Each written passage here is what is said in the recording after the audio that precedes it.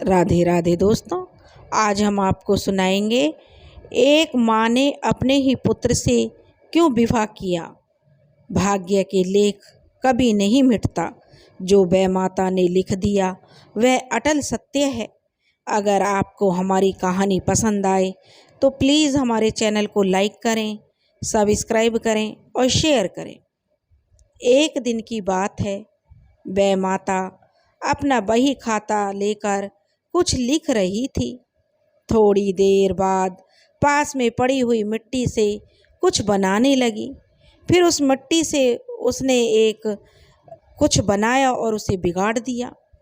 पास में खेल रही उसकी मासूम सी बेटी उसे बहुत देर से देख रही थी। उसने देखा कि मेरी माँ कुछ बना रही है और उसे बिगाड़ रही है, तो उस बेटी ने अपनी मासूम सी आवाज़ में पूछा, माँ आप ये क्या कर रही हैं? तो वह माता बोली, बेटी मैं मनुष्य के अच्छे बुरे भाग्य को लिख रही हूँ। इसी के अनुसार मनुष्य अपने जीवन को जीता है। तब वह माता की बेटी बोली, माँ फिर तो आपने मेरा भी भाग्य लिखा होगा।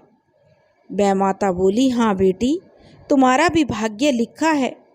वह माता की बेटी ने सोचा, जब भाग्य लिखने वाली मेरी खुद की ही माँ है तो मेरा भाग्य तो मेरी माँ ने बहुत ही सोच समझकर बहुत अच्छा लिखा होगा। यही सोचकर उसने फिर से अपनी माँ से पूछा, माँ मुझे यह जानना है कि आपने मेरे भाग्य में क्या लिखा है। वह माता बोली, पहले तो कुछ सोच में पड़ गई, फिर कुछ नहीं बोली। फिर बेटी ने फिर से यही प्रश्न दोहराया, माँ आपने मेरे भाग्य में क्या लिखा है। वह माता अपनी बेटी को नहीं बताना चाहती थी कि जो लिखा है उसके भाग्य में वह भाग्य नहीं दुर्भाग्य है। इसलिए वह बोली, बेटी मैं तुझे फिर किसी दिन बताऊंगी, क्योंकि तेरे भाग्य में क्या लिखा है अभी तू छोटी है, इसलिए अभी इतना मत सोच। वह माता ने सोचा कि अभी तो यह छोटी है, कुछ दिन बाद यह भूल जाएगी, परंतु ऐसा नहीं हुआ। वह माता की बेटी ने कुछ दिन बाद फिर से वही प्रश्न अपनी माँ से दोहराया, माँ आपने मेरे भाग्य में क्या लिखा है, मुझे बताइए। बार बार यही प्रश्न करने पर वह माता कहने लगी, बेटी जब तुम 18 वर्ष की हो जाओगी तब तुम्हें बता दूंगी। अब उसकी बेटी कहने लगी, नहीं माँ तुम मुझे अभी बता दो। लेकिन वह माता ने कहा कि जब तुम 18 वर्ष की हो जाओगी तभी बताऊंगी। अब वह माता की बेटी अपने 18 वर्ष होने का इंतजार करती रही। अब वह माता सोचने लगी कि अभी तो मेरी बेटी बहुत छोटी है, जब तक ये 18 वर्ष की होएगी तब तक यह सब कुछ भूल जाएगी। धीरे धीरे समय बीतता गया और बेटी 18 वर्ष की हो गई। 18 वर्ष की होने पर वह माता की बेटी ने फिर से अपनी माँ से प्रश्न किया, क्योंकि उसे तो अपने भाग्य को जानने की बड़ी जिज्ञासा थी। माँ बताइए ना कि आपने मेरे भाग्य में क्या लिखा है। यदि आज आपने नहीं बताया तो मैं अन्न जल त्याग दूंगी। बेटी की यह बात सुनकर वह माता ने बेटी के सिर पर बड़े प्यार से हाथ रखा और बोली, बेटी तुम जानना चाहती हो तो सुनो, तुम्हारे जन्म दिए बेटे से ही तुम्हारा विवाह होगा, जिस बेटे को तुम जन्म दोगी।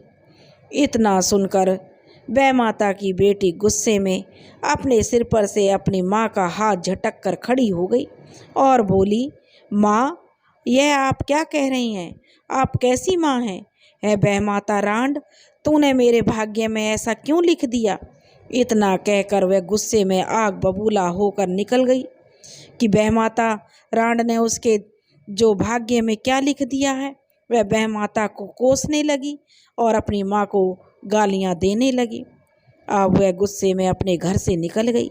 वह माता ने उसे अपनी बेटी को रोकने का बहुत प्रयास किया, परंतु वह नहीं रुकी और वह माता मन ही मन सोचती रही कि मैं अपनी माँ द्वारा लिखे अपने भाग्य के लेख को बदल कर रहूँगी। वह कहने लगी, वह माता मैं तेरे लिखे हुए को बदल कर रहूँगी और तूने जो मेरे भाग्य के लेख में लिखा है मैं उसे कभी भी सच नहीं होने दूंगी। यही सोचकर वह माता की बेटी दूर जंगल में जाकर रहने लगी। वहाँ पर वह फल और कंदमूल खाकर समय बिताने लगी। उसने सोचा कि अगर मैं विवाह नहीं करूँगी तो बेटा कहाँ से पैदा होगा, और यदि बेटा ही नहीं होगा तो मेरी माँ बैमाता का लिखा सच कैसे होगा। मैं किसी पुरुष की परछाई तक अपने पास नहीं आने दूंगी। पर ऐसा कहाँ होता है, अपने भाग्य के लिखे लेख को तो भुगतना ही पड़ता है। अब वह जंगल में झोपड़ी बनाकर रहने लगी। किसी भी पुरुष का वह चेहरा तक नहीं देखती थी। एक दिन दोपहर के समय एक साधु महाराज आए और वह दरवाज़ा जो झोपड़ी का था उसे खटखटाने लगे। अंदर से वह माता की बेटी बोली कि कौन है। तो बाहर से उस साधु महाराज ने कहा, बेटी मैं एक साधु हूँ और ज्येष्ठ मास की गर्मी का महीना है। गर्मी अपने चरम पर चल रही है। मैं बहुत प्यासा हूँ और बहुत दूर से चला आ रहा हूँ। प्यास के मारे मेरा दम निकला जा रहा है। अगर तुम थोड़ा सा पानी पिला दो तो तुम्हारी बड़ी कृपा होगी। उसने कहा, ठीक है, परंतु मैं अपना मुख नहीं दिखाऊंगी तुम्हें। आप अपनी आंखें बंद कर लीजिए, मैं पानी का घड़ा बाहर रख दूंगी। साधु महाराज ने कहा, ठीक है, क्योंकि उन्हें तो पानी पीना था। साधु महाराज ने अपनी आंखें बंद कर लीं और बैमाता की बेटी ने पानी का घड़ा बाहर रख दिया। पानी पीने के बाद साधु महाराज की जो प्यास थी उसको बड़ी शांति मिली और उन्हें बड़ा चैन मिला कि इस तपती गर्मी में उनकी प्यास शांत हो गई, जिससे वे बड़े प्रसन्न हुए, क्योंकि वे साधु महात्मा एक बड़े ही तपस्वी थे। इसलिए उन्हें मन ही मन सोचने लगे कि इस बिटिया ने इस जंगल में मेरी जो प्यास को शांत किया है तो इसका तो भला होना ही चाहिए, और एक औरत के लिए उसका कोख से उसका पुत्र जन्म ले तो यह तो उसके लिए सौभाग्य की बात होती है। इसलिए उस तपस्वी ने मन ही मन सोचने से जो उसे आशीर्वाद दे दिया कि वह पुत्रवती हो, और तपस्वी इतने पहुँचे हुए थे कि जो वह सोचते थे वही सच हो जाता था। आप तपस्वी ने उन्हें पुत्रवती होने का आशीर्वाद दे दिया। उस समय सत का समय था। उनके आशीर्वाद से बैमाता की बेटी के गर्भ रह गया। अब उसने 9 महीने बाद एक सुंदर से पुत्र को जन्म दिया। भाग्य के लिखे लेख को मिटाने के लिए अब बैमाता की बेटी ने अपनी साड़ी के पल्लू का आंचल जो फाड़ लिया और साड़ी के उस भाग में अपने बेटे को लपेटकर दूर उसे छोड़ने चल दी। उसने देखा कि एक गांव के पास एक कुम्हार का आवा लगा रखा था, जिसमें वह अपने बर्तन पका रहा था। उसने उसी आवे में अपने बेटे को रख दिया, क्योंकि सुबह जब वह इस ईंधन को जलाएगा तो उसका बेटा भी जलकर राख हो जाएगा। और वह उसको उस आवे में रखकर अपनी झोपड़ी में लौट आई। उधर जब वह कुम्हार और कुम्हार की पत्नी अपने आवे में आग जलाने के लिए अपने बर्तनों को पकाने के लिए पहुँचे तो वहाँ पर एक बच्चा रो रहा था। उन्होंने जब बच्चे की आवाज़ सुनी तो दोनों कुम्हार और कुम्हार की पत्नी ने वहाँ एक बच्चे को पाया जो कि रो रहा था। कुम्हार और उसकी पत्नी निसंतान थे, उनके कोई औलाद नहीं थी। इसलिए उस बच्चे को वे अपने साथ अपने घर ले आए और दोनों उसे अपने सगे बेटे की तरह लाड़ प्यार करने लगे। लाड़ प्यार के साथ ही उसका पालन पोषण होने लगा। इस प्रकार से वह बच्चा धीरे धीरे बड़ा होने लगा। अब कुम्हार पति पत्नी ने उसे पाठशाला में शिक्षा ग्रहण करने का निर्णय लिया और वह बच्चा अब शिक्षा ग्रहण करने के लिए पाठशाला जाने लगा। वहाँ उसकी मुलाकात राजा के बेटे से हुई। दोनों की दोस्ती हो गई और राजा के यहाँ महल में उस कुम्हार के बेटे का आना जाना लगने लगा। अब वह महल में आने जाने लगा। महल में राजा रानी भी उसे बहुत प्यार करते थे। महल के लोग भी उसे प्यार करने लगे। ऐसे ही समय बीतने लगा और वह लड़का बड़ा हो गया। जब वह बड़ा हो गया तो राजा ने उसे अपने घोड़ों के अस्तबल में काम दे दिया। कुम्हार के बेटा जो उन घोड़ों को, राजा के जो घोड़े थे, उन्हें जंगल में ले जाता और चरा कर ले आता। वह कुम्हार का बेटा उसी जंगल में जाता जहाँ उसकी माँ बैमाता की बेटी रहती थी। वह वहाँ जंगल में घोड़ों को चराता और उसी झोपड़ी के बाहर बैठ जाता जिस झोपड़ी के अंदर बैमाता की बेटी रहती थी। जब बैमाता की बेटी घोड़ों के टापों की आवाज़ सुनकर बाहर देखती कि एक बहुत ही सुंदर नौजवान बैठा है तो रोज़ वह उसे देखने लगी और उसके सौंदर्य को देखकर बैमाता की बेटी के मन में प्रेम जागृत होने लगा।